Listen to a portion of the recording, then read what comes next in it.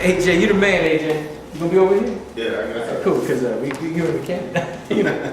Hey, Randy, in about 3 minutes, you got to tell the folks in the camera, look in the camera and tell people what is the future of African Americans.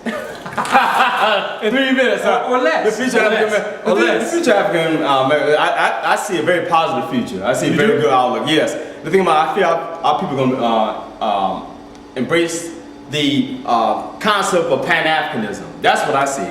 Because I learned from Kwame Ture and Stokely Carmichael that you have to know who your friends are and who your enemies are. And I think that our people are really, they're beginning to see it much more clearly now, if it wasn't clear before. You look dead at that camera. You tell them folks, you really think they're going to embrace Pan-Africanism? Yes. The bourgeois Negroes? I don't know about the bourgeois Negroes. And the pseudo-bourgeois? I don't know about the bourgeois Negroes because I know that Kwame Ture, Stokely Carmichael, as he was called back in the 60s, talked about the petty bourgeoisie, the black petty bourgeoisie.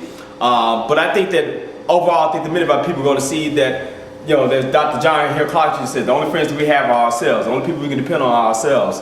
And we must get organized as people. And I think that you're going to see that a number of things are going to happen where we're going to unite as a people. But I think that if we're going to depend on certain people to save us, liberators like Barack Obama, the U.S. Senator who's running for the presidency, then we're sadly mistaken. We have to depend on each other for our support and everything like that. And we cannot put our trust and faith in charismatic leaders, because I learned from a guy who mentioned on WVN a number of years ago that they'll take 3 things to destroy a movement: a charismatic leader, people who are disloyal to the coalition, and a coalition government. When you have those 3 things, it's easy to destroy the charismatic leader, a coalition government, and people who are disloyal to the coalition. So our people have to stop embracing, supporting, these people who are charismatic, these charismatic leaders, okay, and focus on people who are who think of the group, who put the interests of the group first. Group-centered leaders, not leader-centered groups. So you part of that race-first mentality. Hey, Marcus Garvey, he was right. And you can read Tony Martin's book of African Fundamentalism. Message to the people by Tony Martin talks about Marcus Garvey and his work over the years. Okay, most of the time, you can look at me sometimes, but most of the time look dead in that camera because you look right at the people at home. This is a one-camera shoot. If it's a two-camera shoot, we can do that. Hey. One-camera shoot, I say Randy. Now, most of the time, I don't look dead in that camera. Okay. But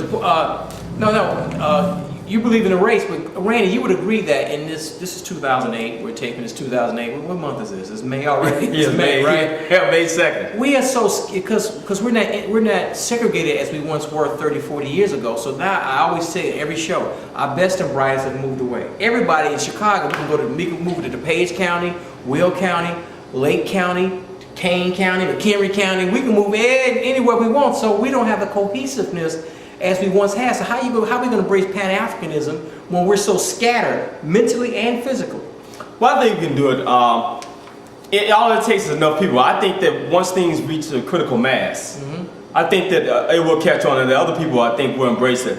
Just like the civil rights movement, the Black Power movement. People didn't think that many of our people, some of these people who, prior to that the Black Power movement, you wouldn't even think that they would even think about changing their name or embracing Black Power or becoming Black nationalists or Pan-Africanists. But once they saw the handwriting on the wall, and once they knew what was going on, once they started to do more research and study and learn more about the history and culture and studying the people who are oppressing them, then they decided, hey, this is the right way. No matter who criticizes, this is what they do, whether it's Pan-Africanism, Black Power, whatever. That is the way to go, and I think that our people are eventually going to revisit that. That's not all.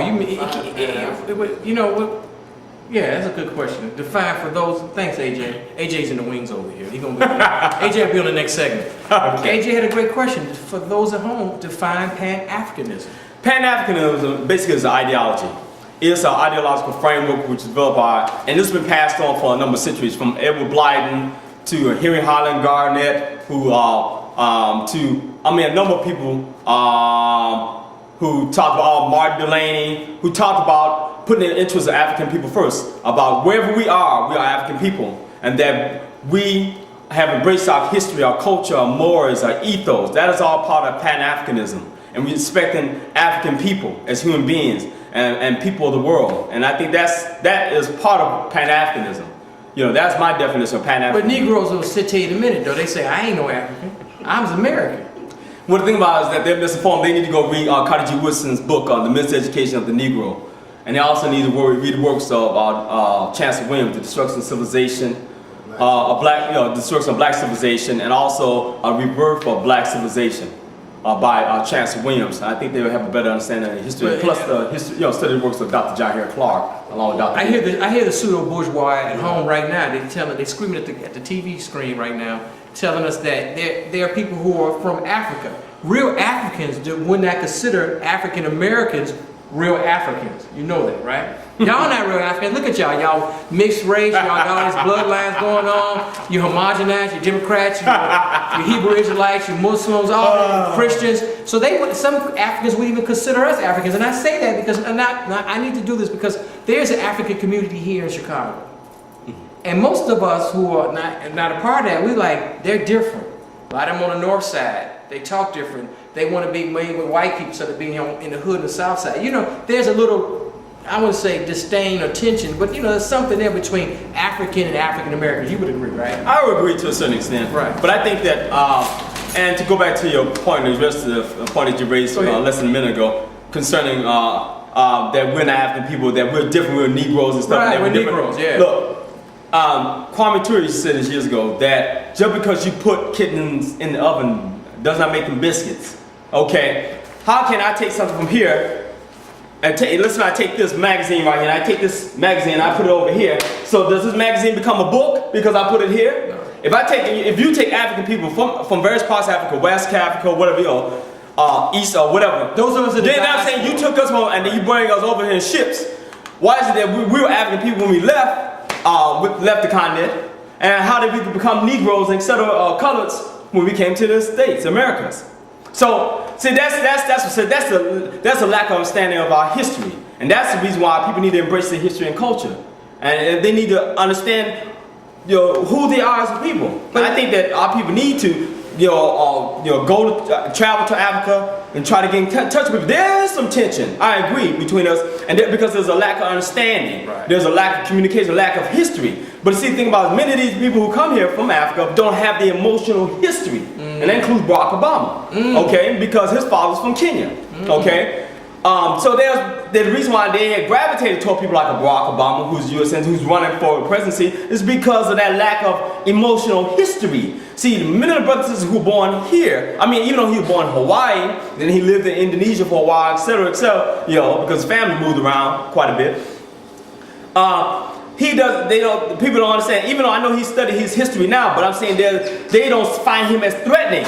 Like they do, Randy Evans, Mark Sims, we're threatening, or Dr. Leonard Jeffries. Right, we're very threatening. You know what I'm saying? And Malcolm X. We're homegrown Negroes. Right. And see, we have this history. We have this history here with Europeans that they don't understand to a certain extent. At least some of them. Now brothers like Chiwezu, who wrote "Decolonize the African Mind." And the West and the rest of us. He talks about this. He's a Pan-Africanist, Chiwezu, and the people need to study his works, okay? Because this is great, brother. Because he talks about this, about our people, their lack of understanding of our history and culture, and also them embracing European belief system, value system, European ethos, European mores, and that is a problem.